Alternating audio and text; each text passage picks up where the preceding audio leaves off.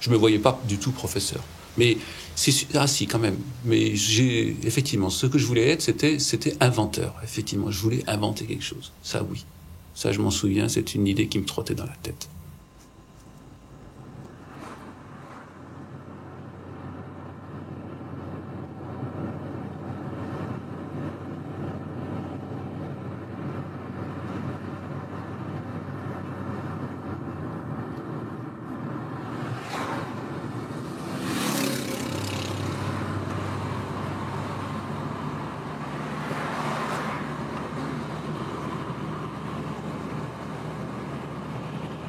Alain ne voulait pas vraiment être professeur, il voulait surtout faire de la recherche. Quand nous sommes rentrés en France, on a choisi Lumini parce que c'était un centre pluridisciplinaire nouvellement créé à Marseille, avec à la fois de l'informatique et de la linguistique.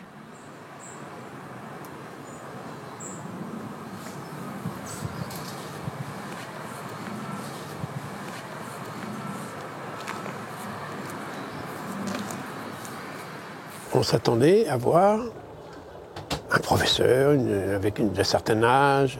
Et eh bien non, c'était comme un grand frère qui débarquait à Marseille venant des États-Unis.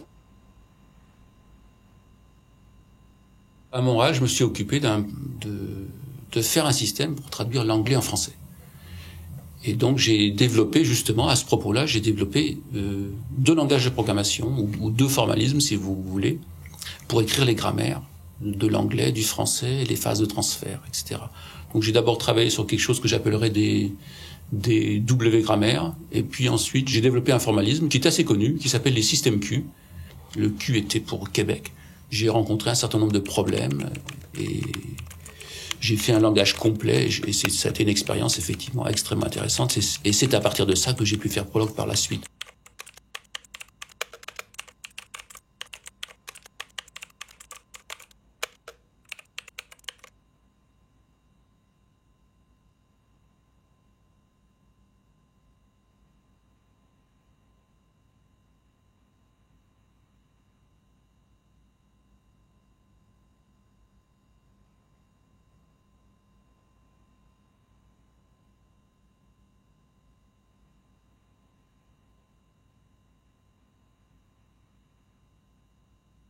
Je trouve que les grammaires de métamorphose sont la gloire pour les linguistes, parce que de la même façon que Prolog fait que une description d'un problème soit directement exécutable, les grammaires de métamorphose font qu'une grammaire soit directement exécutable. Et ce que cela veut dire, c'est que on décrit les règles d'une grammaire et automatiquement on a un analyseur pour cette grammaire qui est pourvu par la traduction à Prolog, qui est un compilateur, qui est faite par un compilateur, et Prolog lui-même, qui fait les déductions.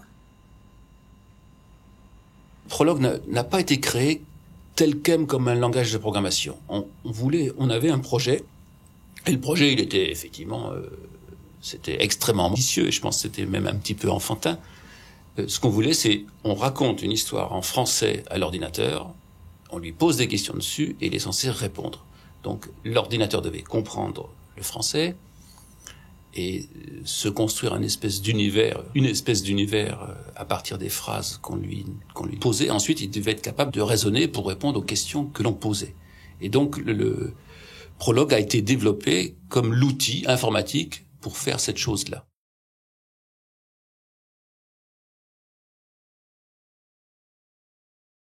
Il s'agissait de parler avec une machine. Bon, maintenant, ça se fait tout le temps. On parle à son Siri, il répond. Avant, non, on lui tapait laborieusement des questions, on lui décrivait un univers et on lui tapait des questions et il répondait. Donc, c'était fabuleux de pouvoir parler avec une machine. Et pour que la machine réponde, il fallait qu'elle résonne. Et donc, on faisait résonner des machines. C'était extrêmement... C'était stimulant, motivant, tout ça. C'était un aller-retour entre la langue naturelle, le langage machine, la logique et, de nouveau, la langue naturelle.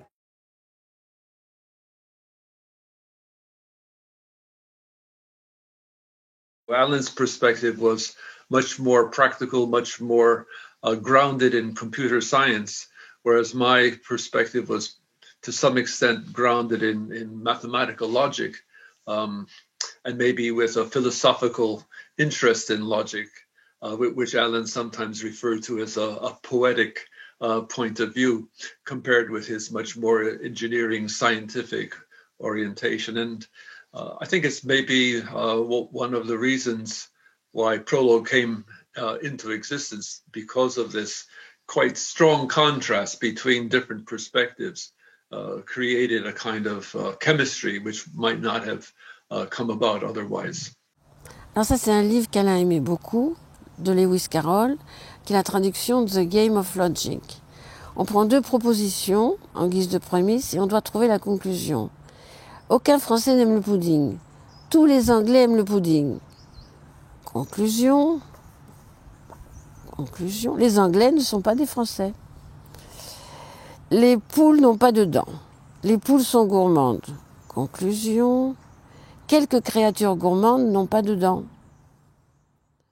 During a very short period of 3, maybe 4 days, we had very exciting discussions about how to use logic to represent grammars and how to use theorem provers in order to parse and to parse grammars using only the syntax. Là, c'est Alain qui fait une classification. Il montre d'abord la logique du premier ordre.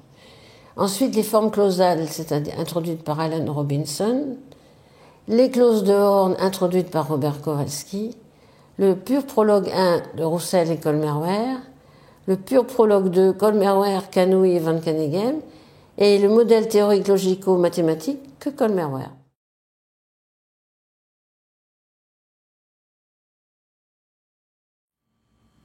Je ne sais plus quel grand scientifique français, un physicien, je crois, qui a eu un prix Nobel.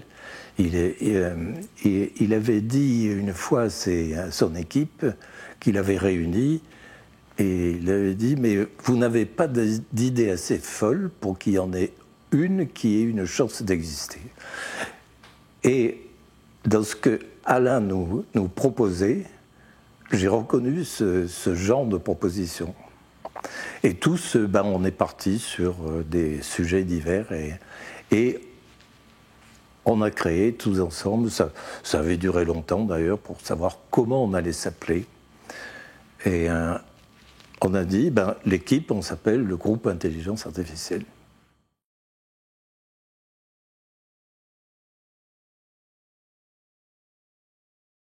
C'est très paradoxal, c'est très choquant de dire ça, mais c'est le premier langage qui traite de l'information. Les autres langages ont été faits pour programmer des machines. Et dans Prolog, une clause Prolog, c'est Père, Jean, Paul, etc. C'est une donnée, c'est le premier langage de traitement de données en fait. Moi j'ai fait une petite conf là-dessus à une époque en disant l'ordinateur n'est pas l'ami des données, pour choquer évidemment par rapport à l'époque Big Data, mais c'est parce que tous les langages, à l'exception de Lisp, mais c'est pas tout à fait vrai non plus, sont faits pour programmer les données. C'est-à-dire que pour eux, une donnée, c'est une zone de bits dans la mémoire. Et c'est pas ça une donnée. C'est une affirmation, c'est un prédicat. Et donc je dis ça, c'est quelque chose que je dis. C'est-à-dire, on dit pas, par exemple, pour un ordinateur, si je dis 25 mai, c'est une zone, c'est écrit 25 mai. Mais c'est pas une information, 25 mai. C'est le 27 mai a eu lieu telle chose. Ceci est une information. Et Prolog est fait pour traiter les informations. Alors que Java, Python ne traitent pas les informations, ils traitent 25 mai, ils traitent telle réunion, et ainsi de suite. C'est le seul langage qui vraiment traite les données.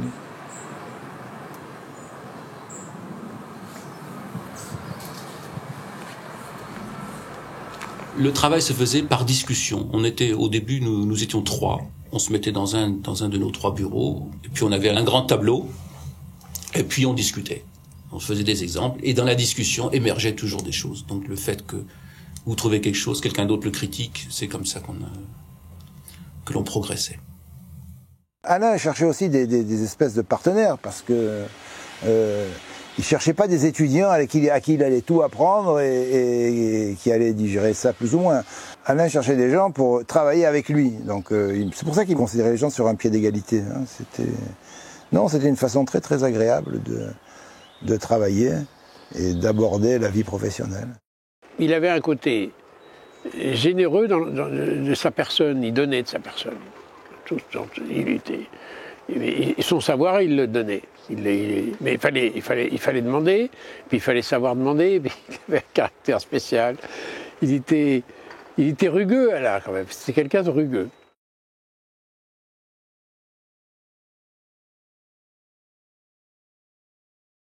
Ma thèse se déroule, je lui envoie mon manuscrit de 250 ou 300 pages, et Alain me dit, bien, page numéro 5, ce qui est écrit est inexact. Page numéro 30, c'est pas terrible. Page 60, c'est pas ce qu'il faut écrire. Page 90, non, c'est imprécis. Il me dit, Célestin, je t'aime bien, je ne peux pas accepter, pour la réputation qui est la mienne, de laisser publier une thèse de doctorat dont je considère que la qualité de rédaction est médiocre.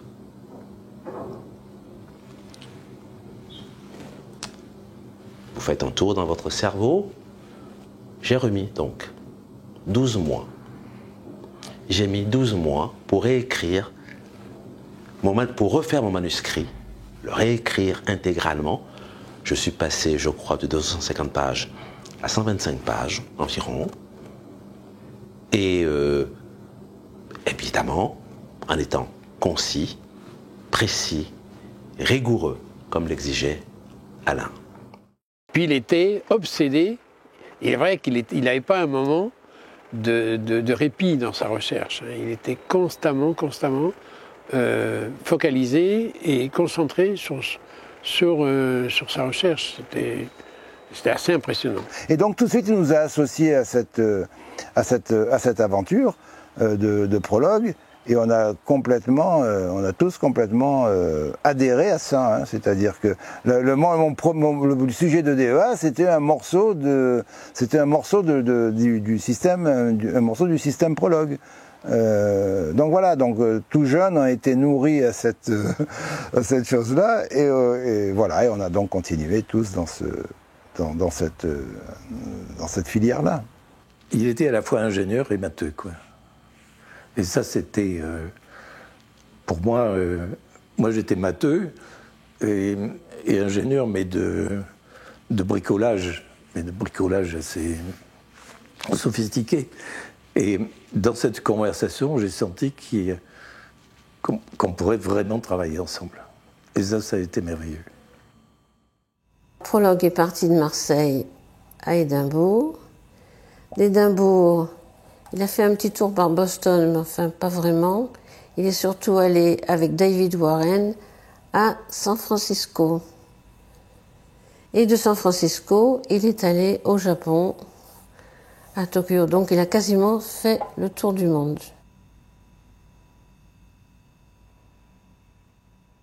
J'ai découvert Prologue de manière très précise il y a à peu près 40 ans, enfin très précisément 40 ans. Je venais d'arriver au centre de recherche de la Société Bull à Lucienne, et on reçoit un coup de fil en janvier 81 du Japon où la mission de stratégie de Bull allait faire un tour là-bas et nous passe un coup de fil en disant « c'est quoi Prologue ?»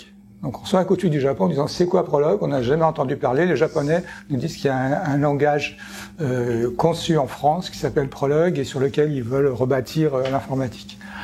Donc on reçoit ce coup de fil et puis eh bien, nous non plus on n'en avait jamais entendu parler au centre de recherche de Bull, et moi j'avais passé 6 ans à l'INRIA avant, jamais entendu parler de Prologue. En France, le monde de l'informatique était très agité par le projet japonais des ordinateurs de cinquième génération, et qui avait Prologue comme noyau central.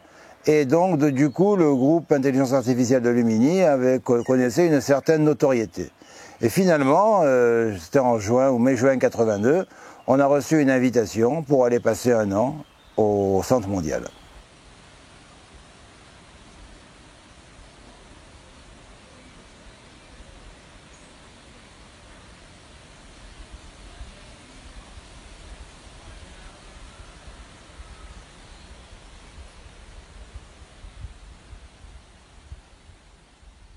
Le plus intéressant finalement au Centre mondial, ce sont les rencontres. C'est d'être sur place, là où les choses se passent, d'avoir les opportunités à portée de main.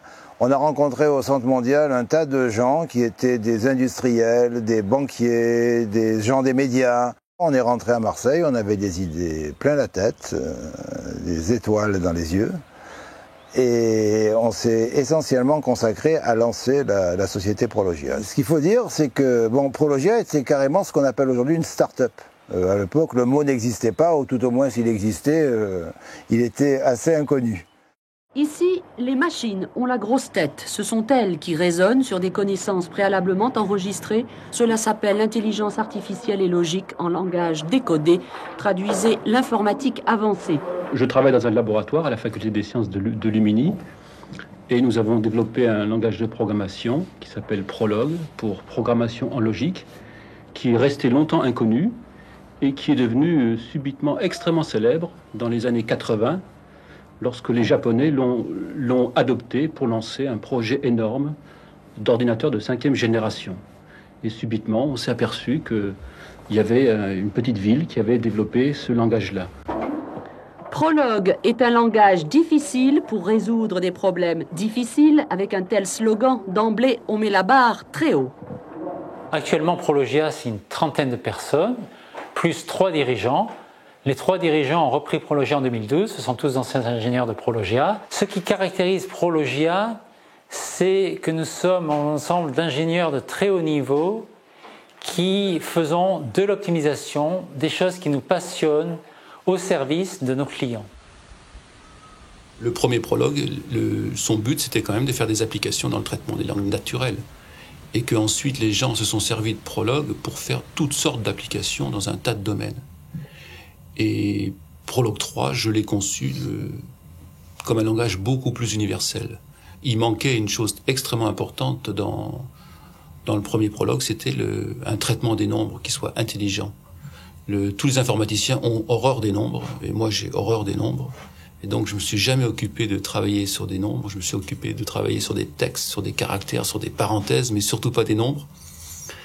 Mais en fait, on peut pas se passer de traitement numérique. Un langage comme Prolog, c'est surtout comme Prolog 3, c'est une mécanique qui permet de poser facilement un ensemble d'équations avec des inconnues mathématiques et qui permet de résoudre l'ensemble d'équations que vous avez posées.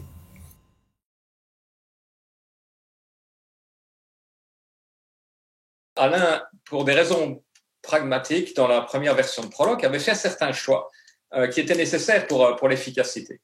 Et donc, il était toujours un peu mal à l'aise par rapport à un des choix qu'il avait fait. Et donc, il a cherché comment, en fait, clarifier ce qui était vraiment calculé par Prolog, en fait. Et donc, il est venu, au lieu de baser Prolog sur la logique, il est passé à une formalisation qui était basée sur les contraintes. Il a commencé à faire des contraintes sur les arbres, et puis sur les arbres rationnels, sur les arbres infinis. Et ça, en fait, c'est comme ça qu'a commencé la programmation par contrainte. Il a bougé, en fait, d'une formation qui était purement basée sur la logique à quelque chose qui était basé sur les contraintes. Et donc, une fois qu'il a fait ça, il s'est dit, ben voilà, maintenant j'ai des contraintes sur des arbres, mais je peux faire des contraintes sur n'importe quoi. Et donc, il a complètement ouvert la programmation logique vers la programmation par contrainte. Et ça, c'est...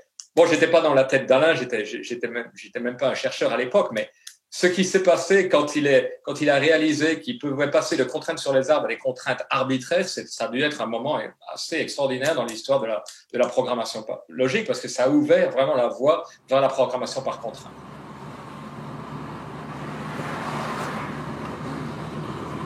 Les formalismes qu'on apprend à l'école, à l'université, la plupart viennent des mathématiques, de la physique, et c'est plutôt des tableaux. Des tables, des tableaux, des matrices. Et donc c'est un monde carré. C'est un monde carré. Or, le monde réel, il n'est pas carré. Il est très foisonnant, buissonnant, fouillé, et il y a des arbres dans la nature. Dans la nature, il y a des arbres. Un arbre, c'est quoi? C'est exactement un arbre, tel qu'on le voit dans la forêt. Par exemple, vous faites un tableau. Eh bien, l'idée d'un arbre, c'est de dire que à l'intérieur d'une case, d'un tableau, d'une cellule Excel, il pourrait y avoir un autre un peu comme une branche qui sort du tronc, et ainsi de suite, jusqu'aux feuilles.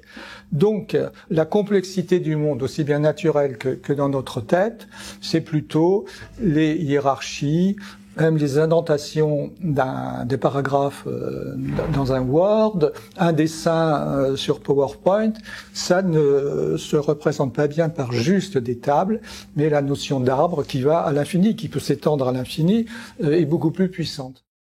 C'est vraiment un langage à l'époque qui était révolutionnaire. Les gens tombaient amoureux du langage et c'était en fait, ça structurait la pensée des gens et cette notion qu'il fallait faire des choses déclaratives, qu'il fallait se focaliser sur ce qu'on veut faire, pas comment le faire. Et ça a eu un impact énorme. Si on fait un grand raccourci, aujourd'hui, tous les grands programmes, tous les grands équipements dans l'industrie, dans le transport, tout ce qui est ordonnancement, emploi du temps, gestion des usines, c'est fait à base de programmation par contrainte. Et là, c'est quelque chose dont on parle peu parce que ça marche, mais c'est quotidien. Dire tout marche au niveau mondial, tout est optimisé avec de la programmation par contrainte. Les plus grosses usines du monde, les grands réseaux de transport, de trains, et ainsi de suite. Donc là, il y a une filiation très forte. Alors d'un côté, on dit parfois Prolog, on ne l'enseigne plus. Oui, peut-être, mais les contraintes sont partout, innervent partout et aident à optimiser partout tout notre monde moderne. Un exemple d'optimisation, c'est l'étude faite pour un transporteur aux États-Unis qui voulait savoir quel bénéfice il y aurait à utiliser à la fois des camions avec conducteur et des camions sans conducteur. Pour cela, il faut un réseau multimodal, des camions normaux pour les kilomètres dans les villes et les zones dangereuses, et des camions autonomes sur les grands axes. Ce problème a environ 6 millions de variables. Avec la programmation par contrainte, il se résout simplement en 2 pages. Alain n'était pas quelqu'un qui aimait écrire, en fait. Il aimait faire des systèmes, il aimait donner des exposés, partager ses idées. Il était très généreux au niveau de ses idées. Et donc, en fait, il y a beaucoup de gens qui se sont mis à écrire en fait, sur la programmation par contrainte, même avant que Alain n'ait écrit quoi que ce soit, en fait, à part les premiers articles qu'il a écrits sur les contraintes sur les arbres. Mais quand il a commencé à généraliser, les gens se sont mis directement sur ce sujet-là parce qu'ils pouvaient voir que Alain apportait quelque chose de vraiment unique. Mais Alain, il a écrit son papier à peu près 4 ou 5 ans après que les gens aient commencé à écrire sur le sujet. Mais bon, tout le monde savait d'où ça venait, vraiment, parce que tout le monde citait les transparents d'Alain, quoi. Donc, c'était l'histoire à l'époque. Alain n'était pas très attaché aux publications. Son impact était plutôt par les systèmes, par les exposés qu'il faisait.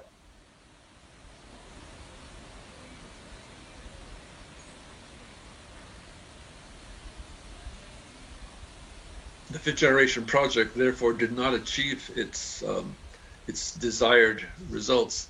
And many people, to some extent, correctly assumed that logic programming was to blame, and they may even have thought that Prolog was to blame. But the main result was that logic programming went into a huge decline, and not only logic programming, but even artificial intelligence, for a while around the world, went into a kind of gray period. However, there are quite a few developments which use logic programming under the hood, as we say. So when you look at a car, you don't see the engine. When you look at software, you don't see what kind of engine is driving that software. And there are some very major pieces of software which, hidden under the hood of, are based on the use of Prolog-like logic programming technology.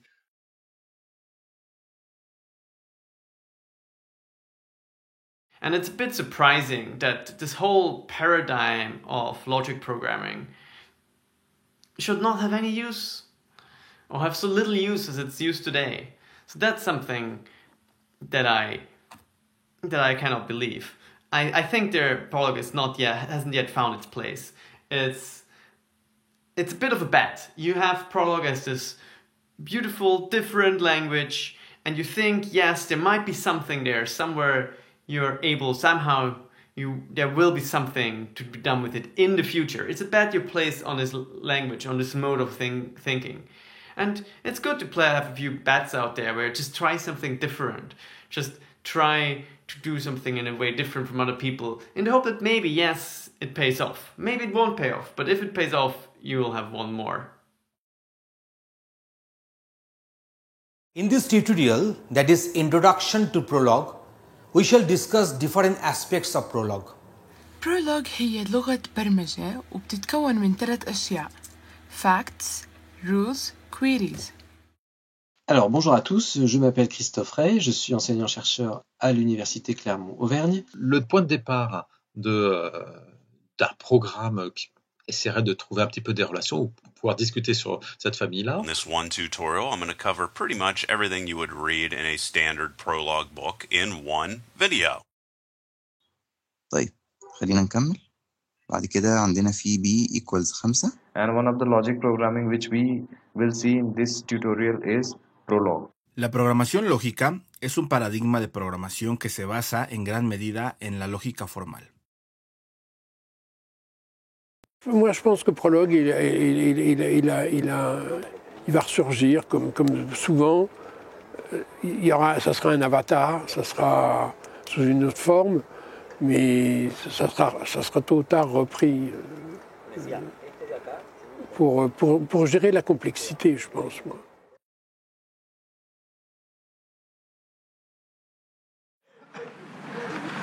Alors, j'ai commencé à jongler avec la recherche. Ça m'a pris pas mal de temps et même je suis pas encore convaincu que je suis un très bon chercheur. Parallèlement, j'ai fait l'enseignement. Alors, c'est pas facile non plus. Hein, vous voyez, d'ailleurs, ça ne tombe pas très loin. L'enseignement et la recherche. Et puis alors là, j'ai voulu faire un petit peu grand. Et je me suis occupé de jongler avec l'entreprise. Alors ça, effectivement, c'est nettement plus dur.